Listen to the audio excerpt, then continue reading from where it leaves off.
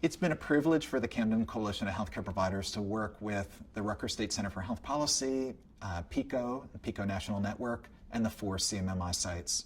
We have learned so much together. We've broken new ground. The country is talking about healthcare hotspotting and superutilizers in a very different way as a result of the work that all of you have done. The Multicultural IPAs program in San Diego, California has been so exciting to watch roll out. You've partnered in very unique and interesting ways with the faith-based community, and it's important for us to figure out how to embed this into an IPA structure. So we appreciate the collaboration. We look forward to working with you in the years ahead, and we're so excited that you've begun to get contracts.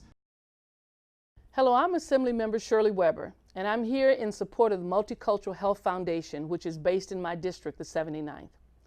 The Foundation's mission is to bring health justice and wellness to the multicultural communities of San Diego County. The Foundation has an innovative program called the Patient Health Improvement Initiative, based on the hotspotting model developed in New Jersey. This program has dramatically improved the health of patients while significantly reducing healthcare costs. I want to congratulate the 160 patients and their families who have completed this program in San Diego. And I want to urge my elected colleagues and other leaders to support the Multicultural Health Foundation, whose sustainable business model transforms the lives of chronically ill patients while advancing health justice. Our vision is to create an equitable health system in San Diego County that is focused on wellness of community residents, leading to improved longevity and quality of life. We recognize that besides one's genetic makeup, their place of residence, race or ethnicity, and income are more determinative of their health status. So we focus on improving their environments where they live, educating about ethnic health factors, and assist in overcoming other low-income issues. The Foundation will accomplish this using 3 main strategies. Number 1, we will expand our proven sustainable business model that saves money by engaging the sickest and highest utilizers and then reinvesting these savings in preventive initiatives. 2, we will engage providers and community residents, making them aware of the major barriers that perpetuate illness.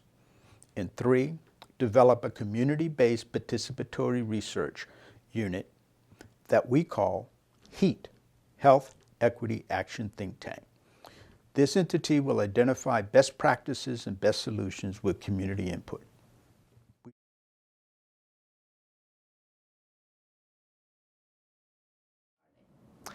A superutilizer is a patient who frequently goes to the emergency department and is admitted to the hospital.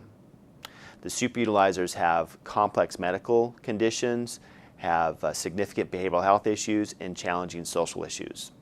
Superutilizers represent 1% of the population, yet consume about 25% of the total health care dollars. This equates to about $80,000 per patient per year.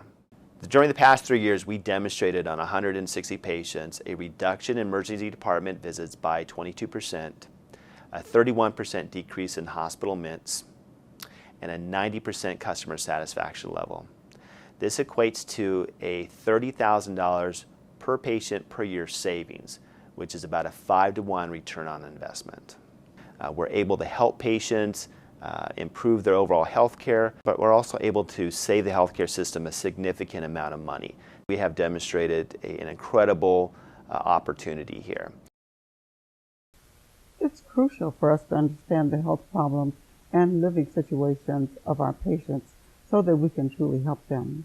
Our goal is to stabilize them as quickly as possible and get them on a long-term plan that keeps them out of the hospital. I lead the care team that visits patients in their homes for an initial 2 to 3 hour evaluation. That's what makes us innovative. Our team consists of a nurse, social worker, and a community health worker. Our patients have multiple chronic diseases. Most are confused and don't know what to do. We tell them to call us 24 hours a day, 7 days a week if they have medical crisis instead of going to the ER, and they do that. Most times we're able to help them to resolve their problems without going to the hospital, and that is very gratifying. We work with their health plan to make sure that they get what's needed. Many of our patients end up in the hospital because they don't have the transportation to get to their doctor's appointments. We work to get the transportation they need to get to all their appointments. Some of our patients do not have stable housing, like they live in hotels or even on the street. We help get adequate housing, which includes low-income housing or Section 8. Our patients have said that this program has transformed their lives forever. I have been ill off and on since 2006. I had a lot of health problems. I had like cellulitis in my leg, and I had to have several surgeries on the legs. And so with that, being in the hospital several times made me stop working in 2009. So along with that, my wife was having problems. She had breast cancer. And so we had to stop working, both of us, because of her lymphedema, my problems with my legs, and then my breathing got shorter. And so 2013, I actually had to have a pacemaker put in. And this is when I had met Dr. Hood through my primary care doctor, David Graham. So he said he had a program that I probably could help me because I had gotten stagnant in a rut. I wasn't going out anywhere. Stopped going to church. I've been going to church my whole life. I stopped going to church. I stopped singing. I stopped going to any place that was a crowd because I didn't want to go because I wasn't feeling good or because of the weight. It was a time I didn't even go in my backyard for about 5 or 6 years. And then I met Dr. Hood and Alicia. They came to the house, and they were just like night and day for me because they were just so spiritual. Alicia, Montreal, and Gloria, they prayed for me right away.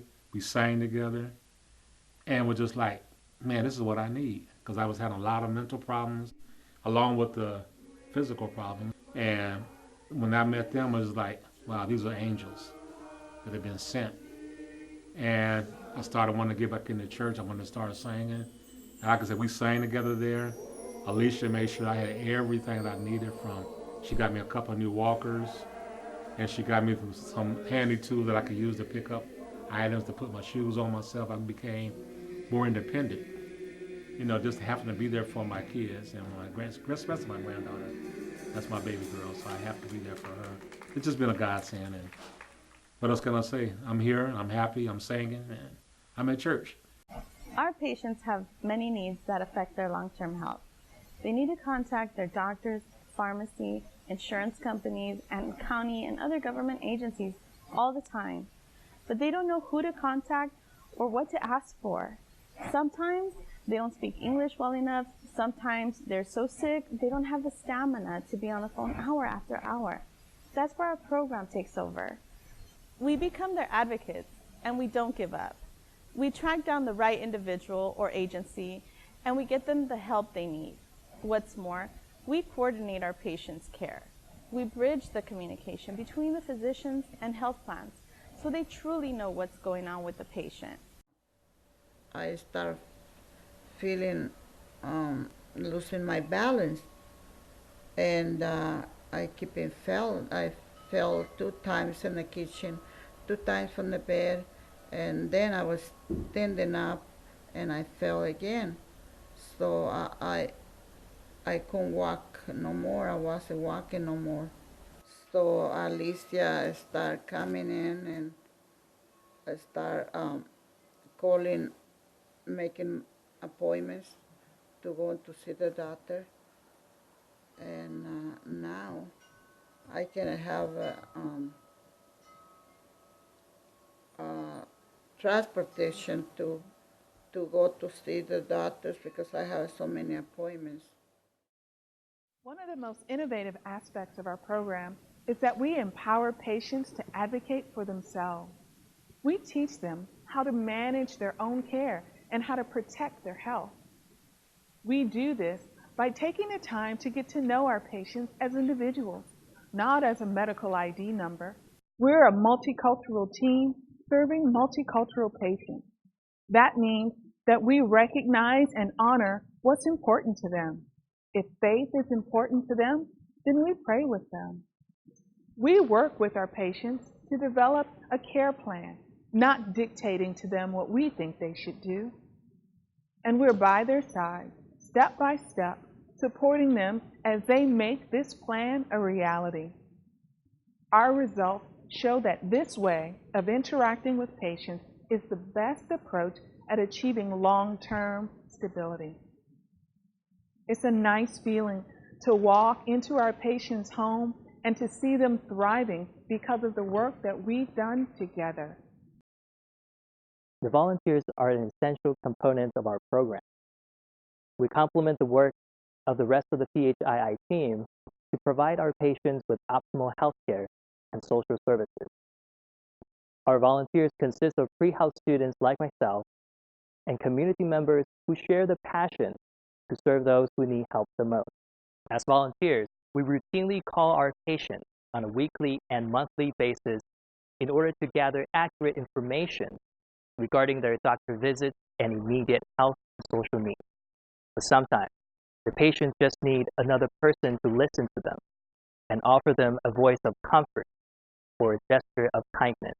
The volunteers are their source of the empowerment, encouragement, and hope they need to cope with their daily challenges. Personally, this program deepened my passion for medicine. As a future doctor, I aim to help address the social determinants of health for the marginalized segment of our society and to inspire other volunteers to contribute their talent to creating a healthy and equitable community. We realize our foundation cannot meet these ambitious goals alone.